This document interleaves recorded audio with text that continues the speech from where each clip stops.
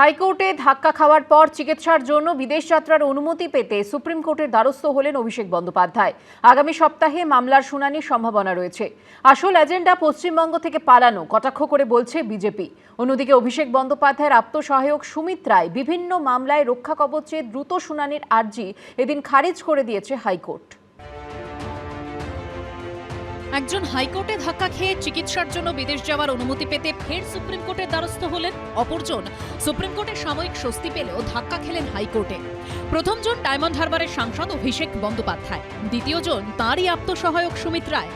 সম্প্রতি চিকিৎসা করাতে বিদেশ যাত্রার অনুমতি চেয়ে আবেদন করলেও অভিষেক বন্দ্যোপাধ্যায়ের আর্জি খারিজ করে দেয় কলকাতা হাইকোর্ট। সুপ্রিম কোর্টের দ্বারস্থ হন ডায়মন্ড হারবারের সাংসদ। সর্বোচ্চ আদালত কলকাতা হাইকোর্টে সেই মামলা ফেরত পাঠিয়ে দেয়, কিন্তু সেখানে ফের ধাক্কা খান Abhishek Bandyopadhyay. SSK medical college হাসপাতালে চোখের চিকিৎসা করানোর পরামর্শ দিয়ে মামলা খারিজ করে দেয় আদালত।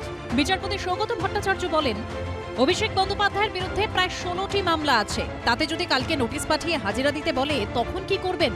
এই প্রেক্ষাপটে এদিন ফের হাইকোর্টের সেই নির্দেশকে চ্যালেঞ্জ করে সুপ্রিম কোর্টের দ্বারস্থ হলেন অভিষেক বন্দ্যোপাধ্যায়।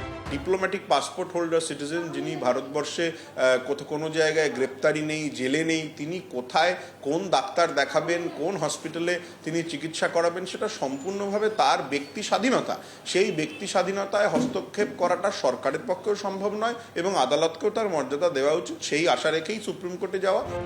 আগামী সপ্তাহে অভিষেক বন্দ্যোপাধ্যায়ের করা মামলার শুনানি হতে পারে সর্বোচ্চ আদালতে। আমাদের যুবরাজ, তিনিও সাংঘাতিক দুর্নীতি করেছেন, তাই জন্যই তো উনি বাইরে চলে যেতে চাইছেন চিকিৎসা করাতে। ওনাকে সুপ্রিম কোর্টে দৌড়তে হচ্ছে যে ওনাকে যেতেই হবে। তার মানে এজেন্ডাটা চিকিৎসা করানোর নয়, এজেন্ডাটা পশ্চিমবঙ্গ থেকে পালাবার।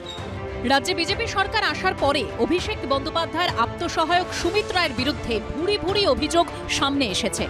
জামিন অযোগ্য ধারায় একাধিক থানায় দায়ের হয়েছে এফআইআর। দুটি মামলায় রক্ষা কবচ পেলেও বাকি মামলাগুলিতে গ্রেপ্তারির আশঙ্কা করছেন অভিষেক বন্দ্যোপাধ্যায়ের আপ্তসহায়ক। এই পরিস্থিতিতে রক্ষা কবচ চেয়ে এদিন হাইকোর্টে দ্বারস্থ হন সুমিত রায়। রক্ষা কবচ চেয়ে আবেদনে দ্রুত শুনানির আর্জি জানান তার আইনজীবী, কিন্তু তা খারিজ করে দেন বিচারপতি সৌগত ভট্টাচার্য। অভিষেকের সাথে এই সুমিত রায় যে সমস্ত অপকর্ম করেছে, সেই সমস্ত অপকর্মের তো আস্তে আস্তে নিদর্শন বাইরে আসছে। এত মামলা হয়েছে, তো স্বাভাবিকভাবে সে তো জেলে যাবে। এবার জেল যাত্রা বা থেকে বাঁচার জন্য যা যা করার করছে, কখনো হাইকোর্ট কখনো সুপ্রিম কোর্ট। শুক্রবারই শালবনির জমি দুর্নীতি মামলায় অভিষেক বন্দ্যোপাধ্যায়ের আপ্তসহায়ক সুমিত রায়কে হাজিরার নোটিশ পাঠিয়েছে সিআইডি। এদিন সন্ধে ক্যানাল রোডে সুমিত রায়ের বাড়িতে গিয়ে নোটিশ দেয় সিআইডির দল। শনিবার সকাল 10টায় তাঁকে ভবানী ভবনে হাজির হতে বলা হয়েছে। সৌভিক মজুমদার, আশাবুল হোসেন ও সৌমিত্র রায়ের রিপোর্ট, এবিপি আনন্দ। এবিপি আনন্দ, এগিয়ে থাকে, এগিয়ে রাখে।